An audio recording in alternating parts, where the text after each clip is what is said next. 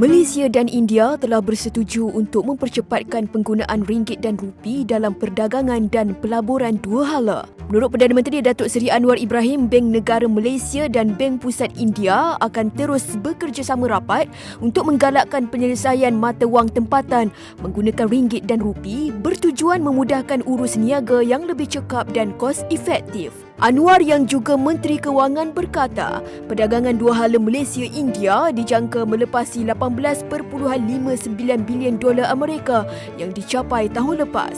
Malaysia dalam konteks ASEAN pastinya akan mendapat manfaat yang besar jika rantau ini dapat memperoleh lebih banyak cara dan peluang untuk bekerjasama dengan India. Ujar Anwar, hubungan sejarah yang mendalam dan jalinan ekonomi yang sentiasa berkembang akan terus mempertingkatkan kerjasama pelbagai bidang termasuk semikonduktor, digital dan keselamatan. Modi kini dalam lawatan rasmi 2 hari bermula 7 Februari atas undangan Perdana Menteri Datuk Seri Anwar Ibrahim sebagai balasan lawatan rasmi Perdana Menteri ke India pada Ogos 2024.